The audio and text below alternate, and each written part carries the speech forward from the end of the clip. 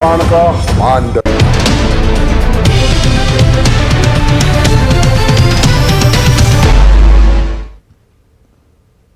नमस्कार, खबर दोपहर देख रहे हैं आप। आपके साथ मैं हूं शिप्रा झा। बुलेटिन में सबसे पहले बात पीएम मोदी के अनोखे अंदाज की। दरअसल यूपी के मेरठ में मेजर ध्यानचंद स्पोर्ट्स यूनिवर्सिटी के शिलान्यास के मौके पर पीएम मोदी का अलग रूप ही देखने को मिला। मेरठ में पीएम मोदी शोल्डर एक्सरसाइज करते हुए दिखाई दिए। जो तस्वीरें आपके टीवी स्क्रीन पर है, देखिए किस तरीके से पीएम मोदी शोल्डर एक्सरसाइज कर रहे हैं। पीएम मोदी आज मेरठ में मेजर ध्यानचंद स्पोर्ट्स यूनिवर्सिटी का शिलान्यास करेंगे। मेरठ स्पोर्ट्स यूनिवर्सिटी पर जानकारी भी लेंगे और इसको लेकर हम आपको बता दें कि 36 हेक्टेयर में ये स्पोर्ट्स यूनिवर्सिटी बनाई गई है। सिंथेटिक रनिंग ट्रैक हो, hockey astroturf, 6 synthetic lawn, tennis court, football मैदान, ओलंपिक साइज स्विमिंग पूल जो है वो सब कुछ इस स्पोर्ट्स कॉम्प्लेक्स के अंदर आपको मिलेगा। तो ये एक बड़ी सौगात जहां एक तरफ मेरठ को मिलने वाली है, तो वही पीएम मोदी का एक अलग अंदाज भी देखने को मिला। जो तस्वीरें हम आपको दिखा रहे हैं, देखिए पीएम मोदी जो है बारीकी से एक एक चीज का उन्होंने तो पहले जायजा लिया और फिर उनका एक अलग अंदाज भी सामने आया जिसमें वो शोल्डर एक्सरसाइज करते नजर आए। आप देख रहे हैं फिट इंडिया की मिसाल, व्यायाम करने की ये मशीन जो शरीर को फिट करती है, तंदुरुस्त करती है, उपयोग करके माननीय प्रधानमंत्री महोदय देख रहे हैं। ये देखिए, आप दुर्लभ तस्वीर आप देख रहे हैं। फिट इंडिया की मिसाल, व्यायाम करने की ये मशीन जो शरीर को फिट करती है, तंदुरुस्त करती है, उपयोग करके माननीय प्रधानमंत्री महोदय देख रहे हैं। तो मेरठ में आज मेजर ध्यानचंद स्पोर्ट्स यूनिवर्सिटी का जो है उद्घाटन करना है पीएम मोदी को और ये बड़ी सौगात मेरठ वालों को मिलने वाली है। साथ ही एक श्रद्धांजलि के तौर पर मेरठ स्पोर्ट्स यूनिवर्सिटी जो मेजर ध्यानचंद के नाम पर बनाया गया है, उनको एक श्रद्धांजलि के तौर पर दिया गया है। और इसमें जो खास चीजें हैं वो भी हम आपको बता रहे हैं। उन चीजों के बारे में अगर आपको बताएं तो मेरठ स्पोर्ट्स यूनिवर्सिटी के अंदर 36 हेक्टेयर में स्पोर्ट्स यूनिवर्सिटी जो है ये बनाया गया है और इसके अंदर बहुत कुछ खास चीजें हैं जो साफ तौर पर जितने भी खिलाड़ी हैं उन्हें इसका फायदा मिलेगा। और पीएम मोदी एक एक करके अंदर जाकर सब कुछ देख रहे हैं, खुद से देख रहे हैं और जहां उन्हें कुछ लग रहा है कि वो अगर खुद से प्रैक्टिकल तौर पर करना चाहें तो वो भी कर भी रहे हैं और जो हम आपको दिखा भी रहे हैं आपको तस्वीरों के जरिए। देखिए शोल्डर एक्सरसाइज करते हुए पीएम मोदी तंदुरुस्त करती है, उपयोग करके माननीय प्रधानमंत्री महोदय देख रहे हैं। और इसी बीच पूर्णिया से बड़ी खबर सामने आ रही है। नहर में डूबने से 2 बच्चों की मौत हो गई। बड़ी खबर आपको पूर्णिया से बता रहे हैं। नहर में डूबने से 2 बच्चों की मौत हो गई है। खेलने के दौरान नहर में दोनों भाई डूब गए। 4 साल के अमन और 8 साल के आकाश की मौत हो गई है, जिसमें धमदाहा थाना के धरहट जमुनिया की घटना बताई जा रही है। तो पूर्णिया से ये बड़ी खबर आपको बता रहे हैं। एक हादसा जिसमें 2 सगे भाई की मौत हो गई है। 4 साल का अमन और 8 साल के उसके दूसरे भाई की भी इस हादसे में मौत हो गई है।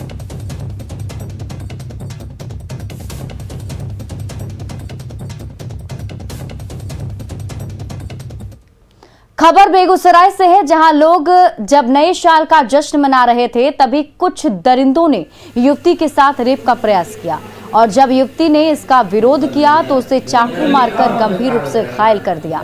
घटना डंडारी थाना क्षेत्र की है। बताया जाता है कि छात्रा एक दोस्त के साथ न्यू ईयर का गिफ्ट देने के लिए उसे बुलाया गया था। जब युवती वहां पहुंची तो 2-3 युवक और वहां पहुंच गए, जिसके बाद उसका दोस्त डर कर वहां से भाग गया। इसके बाद बदमाशों ने युवती से रेप का प्रयास किया और जब इसका विरोध युवती ने किया तो बदमाशों ने युवती को चाकू मारकर गंभीर रूप से घायल कर दिया। फिलहाल युवती की स्थिति जो है वो गंभीर बताई जा रही है। सदर अस्पताल में इलाज चल रहा है। वहीं पुलिस युवती के बयान के आधार पर आगे की कार्रवाई में जुट गई है। एक कॉल आता है कि तुमसे मिलना है और मतलब न्यू ईयर का कुछ गिफ्ट देना है, और ये सुन के बाहर जाती है जंगल की तरफ, और वहीं पर जो है कुछ बताया, एक दो लोग उनके साथ जबरदस्ती करने की कोशिश किया जाता है, और ये बचा के जब भागती है तो वो दो तीन जो लोग होते हैं उसको फिर पकड़ के वार किया जाता है, चाकू से जानलेवा हमला किया जाता है, और बेहोश होकर वो गिर जाती है वहीं पर। उसके बाद ग्रामीणों जब वहाँ से क्रॉस करता है ग्रामीण लोग, तो उसको देखते हैं, तब जाके उसको उठा के लाते हैं। यही मामला है। अब एक खुशखबरी मिथिला वासियों के लिए। दरभंगा एयरपोर्ट पर अब कोहरे के कारण फ्लाइट रद्द होने की समस्या कम हो जाएगी, क्योंकि एयरपोर्ट पर AGL सिस्टम लग रहा है। दरभंगा एयरपोर्ट के डायरेक्टर मनीष कुमार ने खबर की पुष्टि करते हुए कहा कि AGL लाइटिंग सिस्टम के एक सर्किट का काम पूरा हो गया है और अब दूसरे सर्किट का काम जारी है। उन्होंने कहा कि लाइटिंग सिस्टम का काम पूरा हो जाने के बाद 1600 की विजिबिलिटी पर फ्लाइट की लैंडिंग और टेक ऑफ संभव हो पाएगा। इस साल हम लोगों ने दरभंगा एयरपोर्ट के लिए एरोड्रोम ग्राउंड लाइटिंग सिस्टम का व्यवस्था किया है, AGL जिसको बोलते हैं, और इसमें एक सर्किट का काम हम लोग का पूरा हो चुका है, और संभवतः हम लोग पूरी कोशिश में हैं कि नेक्स्ट ईयर 31 जनवरी तक दूसरे सर्किट का भी काम हो जाए, और ये हो जाने से पायलट्स को लैंडिंग और टेक ऑफ में एक एक्स्ट्रा सर्वेलेंस मिल जाएगा, एक एक्स्ट्रा अतिरिक्त सुविधा आ जाएगी, जिनसे कि उनको रनवे देखने में काफ़ी सुविधा होगी। लाइट के माध्यम से कम दृश्यता में भी, लो विजिबिलिटी में भी वो लोग देख पाएंगे। पटना एयरपोर्ट ने DGCA से अनुमति मिलने के बाद एक बार फिर से विंटर शेड्यूल जारी किया है। नया विंटर शेड्यूल अगले 15 जनवरी तक प्रभावी रहेगा। नए शेड्यूल में कोलकाता के लिए स्पाइस जेट के एक नई उड़ान 5 जनवरी से शुरू होने वाली है। इसके साथ ही 5 जनवरी से पटना एयरपोर्ट से विमानों की तादाद 44 जोड़ी हो जाएगी, जो पहले 43 थी। इस बारे में और अधिक जानकारी दे रहे हैं न्यूज़ 18 संवाददाता संजय कुमार। DGCA से अनुमति मिलने के बाद पटना एयरपोर्ट अथॉरिटी ने विंटर का नया शेड्यूल जारी कर दिया है, और यह शेड्यूल अगले 15 जनवरी तक प्रभावी रहेगा। नए शेड्यूल के अनुसार अब कोलकाता के लिए स्पाइस जेट की एक नई उड़ान 5 जनवरी से शुरू हो रही है। यह फ्लाइट SEJ 3839-3840 रात 7:35 में आएगी और 8:05 पर पटना एयरपोर्ट से रवाना हो जाएगी। 5 जनवरी से पटना एयरपोर्ट से विमानों की तादाद अब 44 जोड़ी हो जाएगी। कुहासा के कारण एयर इंडिया ने रात की बेंगलुरु पटना बेंगलुरु फ्लाइट AIC 573/574 के समय में बदलाव कर दिया है। यह फ्लाइट अब सोमवार, बुधवार और शुक्रवार को बेंगलुरु पटना कोलकाता सेक्टर के बीच ऑपरेट करेगी, जबकि गुरुवार और शुक्रवार को बेंगलुरु पटना बेंगलुरु के बीच ऑपरेट करेगी। इसके आने का समय दोपहर के बाद 3:25 होगा, जबकि प्रस्थान करने का समय शाम 4:20 होगा। 31 दिसंबर तक यह फ्लाइट बेंगलुरु पटना बेंगलुरु के बीच ऑपरेट हुआ करती थी। इसके आने का समय रात 8:10 और जाने का समय रात 9:05 था, और यही आखिरी फ्लाइट भी थी। लेकिन नए शेड्यूल के अनुसार अब पटना से आखिरी फ्लाइट दिल्ली की होगी, जो रात में 8:15 पर टेक ऑफ करेगी। 20 दिसंबर को जो शेड्यूल जारी किया गया था, उसमें पटना एयरपोर्ट से 43 जोड़ी विमानों का परिचालन हो रहा था। पहले की तरह अब पहली फ्लाइट स्पाइस जेट की सुबह 9 बजे दिल्ली से आएगी और 9:30 बजे यहाँ से प्रस्थान कर जाएगी। 5 जनवरी से कोलकाता के लिए अब पटना से विमानों की संख्या 5 होने जा रही है। तो निश्चित तौर पर अब बदलाव देखा जाएगा नए शेड्यूल के अनुसार। वैसे भी मौसम का काफ़ी असर हुआ है और विमानों की लेट लतीफ़ी लगातार जारी है, जिसकी वजह से यात्रियों को परेशानी झेलनी पड़ रही है। कैमरा पर्सन मनीष उनीजा के साथ संजय कुमार, न्यूज़ 18 पटना। सिवान के लाल और 1987 बैच के टॉपर IAS अधिकारी आमिर सुबहानी बिहार के नए मुख्य सचिव बन गए हैं, जिनके बाद उनके गांव में जश्न का माहौल है। आमिर सुबहानी सिवान जिले के बड़हरिया प्रखंड के बहुआरा गांव के रहने वाले हैं। इनकी स्कूली शिक्षा दीक्षा यहीं से हुई है। उन्होंने GM हाई स्कूल बड़हरिया से मैट्रिक तक की पढ़ाई पूरी की आईएएस आमिर सुबहानी की कहानी किसी प्रेरणा से कम नहीं है। उनके स्कूल के सहपाठी और उनके शिक्षक ने बताया कि आमिर बड़े ही शांत और सरल स्वभाव के थे, पढ़ाई में काफी तेज थे। उनका कहना है कि जब दूसरे बच्चे स्कूल मैदान में वॉलीबॉल खेलते थे, उस समय भी वो मैदान में ही बैठकर जनरल नॉलेज की पुस्तक पढ़ा करते थे। चलिए,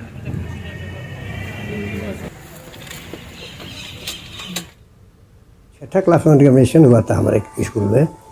शुरू में ऑल लॉन्ग अपने क्लास में फर्स्ट होते रहे। किसी भी विषय में उनको 80 के ऊपर ही नंबर आता था। 80 से कम आने की कोई बात ही नहीं थी। और व्यवहार कुशल भी थे। किसी के साथ ऐसा कोई व्यवहार नहीं हुआ कभी शिकायत आई हो। स्कूल नहीं बल्कि पूरे समाज का, पूरे जवार का उन्होंने नाम रोशन किया। क्लास बंद होने के हालत में खेलने लगते थे तो ये फील्ड के किनारे जाकर बैठकर किताब उलटते रहते थे, जीके और जीएस की। तो लड़के स्टंट भी करते थे कि देखा हो कलेक्टर साहब हुए हैं, पढ़ाता रहे कलेक्टर हुए हैं। इस तरह के वो व्यक्ति थे। और उनके जीवन का सबसे उत्प्रेरक व्यक्ति कोई था तो उनके दादाजी थे। 5वीं क्लास में ही उनके दादाजी कहते थे कि बेटा तुमको आईएएस बनना है। बोकारो स्टील प्लांट के अंदर डंपिंग यार्ड के पास एक महिला का शव बरामद होने से प्लांट के अंदर सनसनी फैल गई। बताया जा रहा है कि किरीबुरू से रेलवे वैगन से लाए गए आयरन फाइन्स के साथ महिला का शव भी आया है। इस बात का पता तब चला जब आयरन फाइन्स को डंपिंग यार्ड में डंप किया जाने लगा। आयरन फाइन्स के बीच फिल्टर के ऊपर शव फंस गया। इसकी सूचना सीआईएसएफ और फिर उसके बाद माराफारी पुलिस को दी गई। माराफारी थाना प्रभारी ने बताया कि महिला की गर्दन पर निशान है। उन्होंने महिला की हत्या की आशंका जताई है।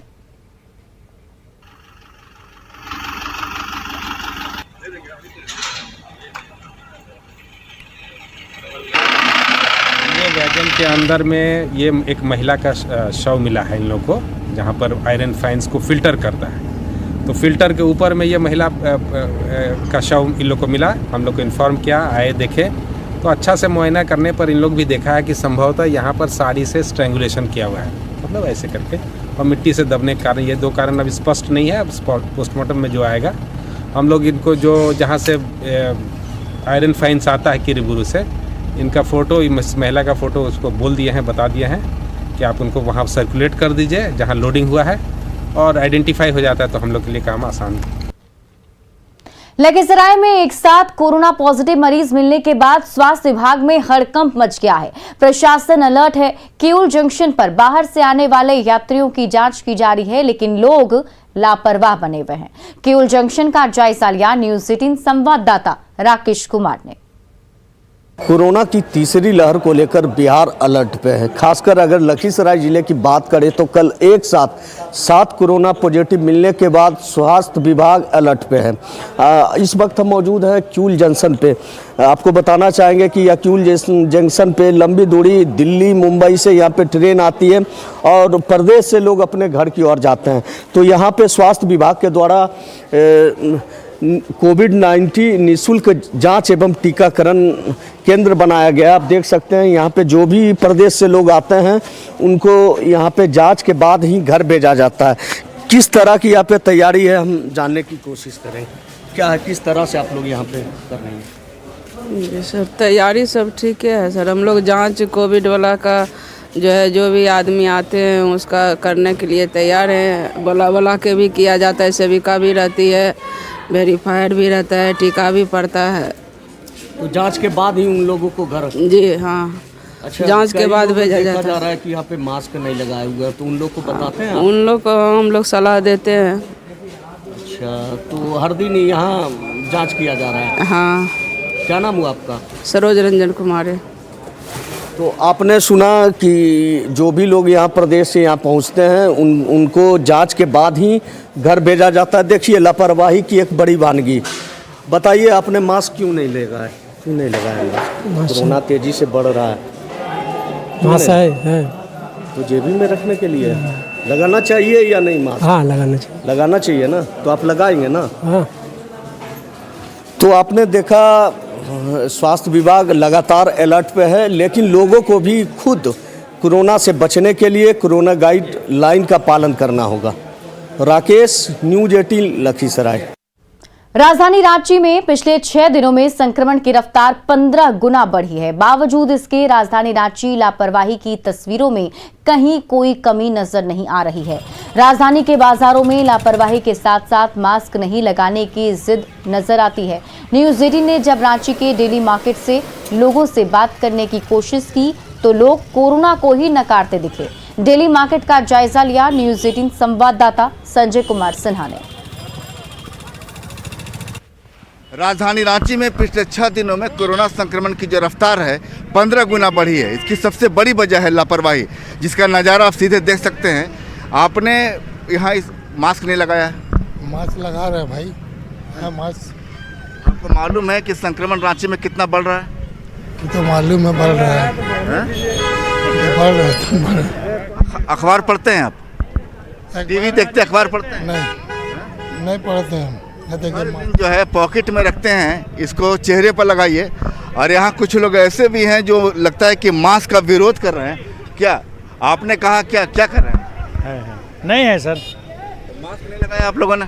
लगाएंगे। जरूरी है कि नहीं? जरूरी है, बहुत जरूरी है। तो हम इस समय मौजूद है राजधानी रांची के डेली मार्केट में, जहाँ देख सकते हैं कि किसी चेहरे पर मास्क नहीं है। मास्क नहीं लगाया। आपको मालूम है कि संक्रमण कितना बढ़ रहा है? पता है ना? देख रहे हैं, जानकारी सब कुछ है, लेकिन मास्क चेहरे पर नहीं है।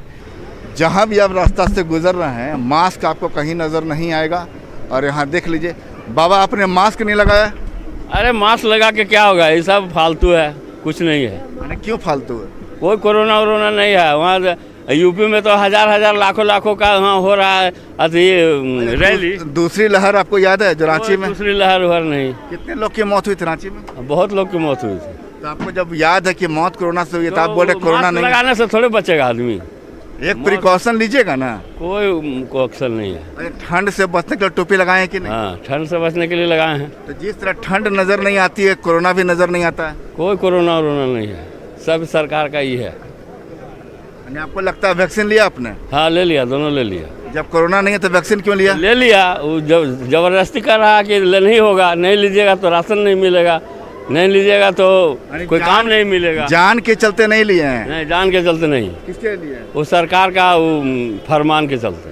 फरमान के चलते? हाँ। जिंदगी बचाने की जो एक तरीके से हो सकते हैं कि अपील है लोगों से कि आप वैक्सीन लगाएं, लेकिन उसको कुछ लोग फरमान मानते हैं। और यहाँ पर साफ इनकार है कि मास्क हम क्यों लगाएंगे, कोरोना जैसी कोई चीज़ ही नहीं है। और साफ है कि जितनी भी चीज़ें आप देख रहे हैं, चाहे ठंड से बचने के लिए टोपी हो, तो हम ठंड को देख भी नहीं पाते हैं, फिर भी टोपी लगाते हैं। तमाम चीज़ों का ऐसे लोगों से इनकार है कि हम कोरोना को नहीं देखते हैं तो कोरोना को नहीं जानते हैं, हम मास्क क्यों लगाएंगे। जाहिर है कि जब लापरवाही इस स्तर पर होगी तो रांची में संक्रमण रुकेगा तो कैसे। संजय कुमार सिन्हा, न्यूज़ 18 रांची। कोरोना संक्रमण के ग्राफ में इजाफे के साथ ही स्वास्थ्य विभाग खुद को दुरुस्त करने में जुट गया है। लेकिन बात की जाए इटकी स्थित आरोग्यशाला की, तो कोरोना की दूसरी लहर के दौरान मुख्यमंत्री हेमंत सोरेन खुद इटकी आरोग्यशाला पहुंचे थे और 200 बेड का कोविड केयर सेंटर बनाने की पहल की थी। इसी वजह से यहां ऑक्सीजन प्लांट भी लगाया गया था, लेकिन अब तक यहां पर 50 बेड ही तैयार हो पाया है। इटकी आरोग्यशाला का जायजा लिया न्यूज 18 संवाददाता ओम प्रकाश ने। कोरोना संक्रमण की रफ्तार लगातार बढ़ती जा रही है और अब 1000 से भी पार मरीज जो हैं वो प्रदेश भर में मिलने शुरू हो चुके हैं। तो ऐसे में कहा जा सकता है कि आने वाले दिनों में स्थितियां और भी भयावह हो सकती हैं और उसे देखते हुए ही रांची के इटकी स्थित सैनिटोरियम अस्पताल में भी तैयारियां जो हैं वो की जा रही हैं। और फिलहाल हम आपको यहाँ दिखा रहे हैं कि ये एक वार्ड है जहां पर जो बेड है उसे इंस्टॉल कर दिया गया है। करीब 50 बेड इटकी सैनिटोरियम अस्पताल में तैयार हो चुके हैं, जहां पर मरीजों के लिए तमाम व्यवस्थाएं की गई हैं। देख सकते हैं कि ऑक्सीजन जो पॉइंट है वो भी यहां पर मौजूद है, ताकि अगर जरूरत हो तो लोगों को ऑक्सीजन की तो उन्हें ऑक्सीजन में किसी तरह की परेशानी ना हो। वहीं दे सकते हैं कि जो मच्छरदानी है, ब्लैंकेट है, जो तकिया है, वो उसके भी जो पर्याप्त व्यवस्था है वो यहाँ पर की गई है ताकि लोगों को इलाज में किसी तरह की परेशानी ना हो। लेकिन एक बात साफ है कि जिस तरह से यहाँ पर तैयारियां हैं वो सेकेंड वेव के समय में ही मुख्यमंत्री के द्वारा यहाँ पर व्यवस्थाएं की गई थी और उद्घाटन किया गया था और 200 बेड के अस्पताल बनाने की बात कही गई थी। क्या कुछ व्यवस्थाएं हैं यहाँ पर? अगर डॉक्टर्स वगैरह की तो आते हैं यहाँ पर? आते रहते हैं, देखते रहते हैं, मतलब सुविधा कैसा बन रहा है कैसा ना करके। बाकी अब भी बेड उड बाकी है तो आते देखते रहते हैं, काम अभी चालू है।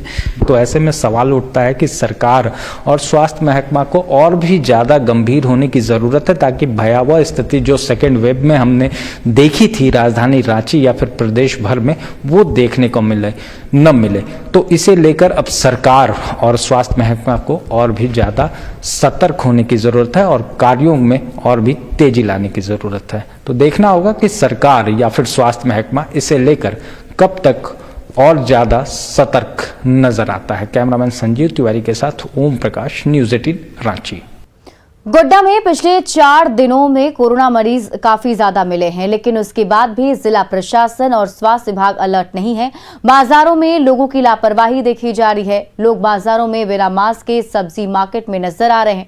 बाजार में ना तो दुकानदार और ना ही ग्राहक मास्क लगा रहे हैं। गोड्डा सब्जी बाजार का जायजा लिया संवाददाता गौरव झा ने।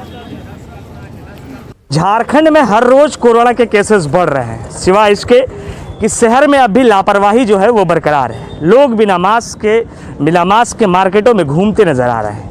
हम आपको बता दें कि लगातार गोड्डा में भी कोरोना के केसेस में बढ़ोतरी हुई है, जिसमें से कि एक दिन में परसों 4 केस मिले थे, जहां हर एक प्रखंड से, हर 4 प्रखंड से 4 केस गोड्डा में मिले थे। उसके बावजूद लोगों की लापरवाही जो है वो खुलेआम बाजार में बिना मास्क के घूमते नजर आ रहे हैं। हालांकि जिला प्रशासन की ओर से अब तक किसी भी तरीके का कोई गाइडलाइन जारी नहीं किया गया है, लेकिन लगातार जिला प्रशासन के साथ साथ स्वास्थ्य विभाग भी लोगों से अपील कर रही है कि मास्क पहनकर ही बाजारों में जाए, और इसके बावजूद बाजारों की भीड़ जो है वो मास्क पहनने से इनकार कर रही है। अब भी बाजारों की अगर हम बात करें तो जिस तरीके से हर रोज बाजारों में भीड़ लगती है, उनमें से एक बाजार ये गोड्डा का गुदरी हाट है और वहां भी लोग बिना मास्क के नजर आ रहे हैं। गौरव झा, न्यूज़ 18 गोड्डा।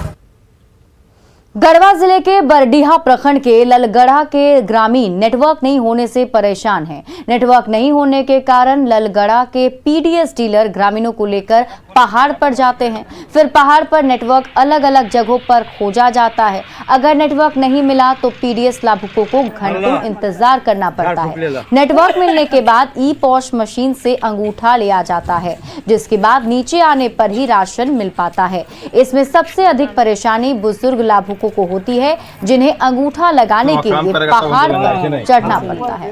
अनावश्यक खर्च नहीं, काम करेगा।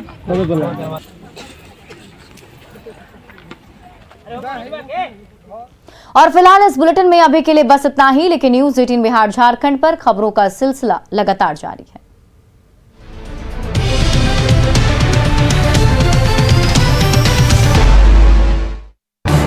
इस न्यूज हेडलाइंस के प्रायोजक